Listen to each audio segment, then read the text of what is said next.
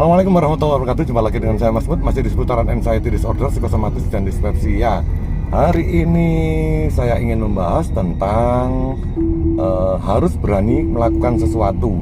Jadi buat teman-teman yang masih takut ya, yang masih belum berani untuk beraktivitas, teman-teman itu harus membiasakan diri untuk belajar beraktivitas seperti biasa.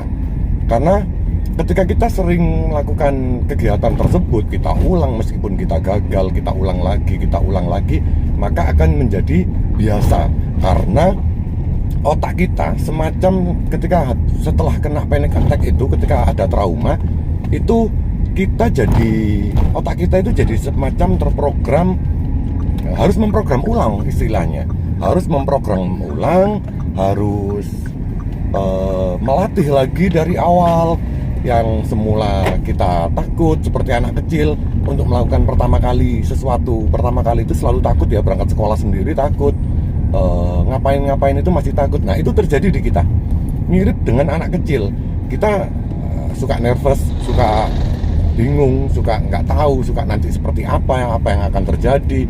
Nah, pertanyaan-pertanyaan yang seperti itu yang membuat kita jadi takut di tengah aktivitas tersebut. Dan itu harus dilawan ya teman-teman. Harus benar-benar dilawan, harus dibiasakan. Dan semakin sering kita melakukan hal tersebut, kita ulang lagi, akhirnya terasa biasa, semakin biasa dan terus semakin biasa, maka akan menjadi suatu kebiasaan di diri kita. Ketika sudah menjadi kebiasaan di diri kita, maka akan terlihat baik-baik saja, normal-normal saja, akan santai gitu, kita menjalaninya santai. Dulu saya juga nyetir itu bingung ya, awal kali nyetir, beberapa kali saya pergi kurang berhasil, kumat di tengah jalan dan lain-lain, arah pulangnya kumat, pernah terjadi di saya. Terus akhirnya saya latih terus, saya nggak ngalem, tetap saya latih, saya hajar terus, selalu saya nyetir kemanapun saya minta nyetir. Kalau dengan adik saya, dengan keluarga saya, itu saya minta nyetir, saya latih terus saya untuk nyetir. Akhirnya jadi terbiasa nyetir dan baik-baik saja, nggak ada masalah.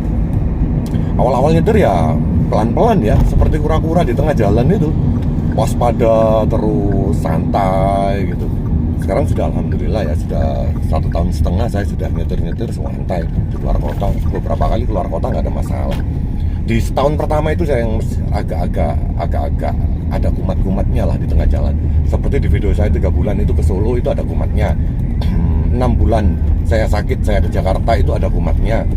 Terus ada lagi yang sekitar 9 bulan yang lalu, 9 bulan saya sakit yang lalu, itu ada kumatnya. Tapi begitu di 1 tahun lebih, taruhlah 1 tahun, 1,5 tahun lah, nggak sampai sih, 1 tahun lebih itu sudah nggak ada kumat-kumatnya, nggak ada masalah, sudah berani ngebut lagi seperti biasa. Cuman per hari ini memang saya sudah bisa mengontrol emosi, saya sudah bisa mengontrol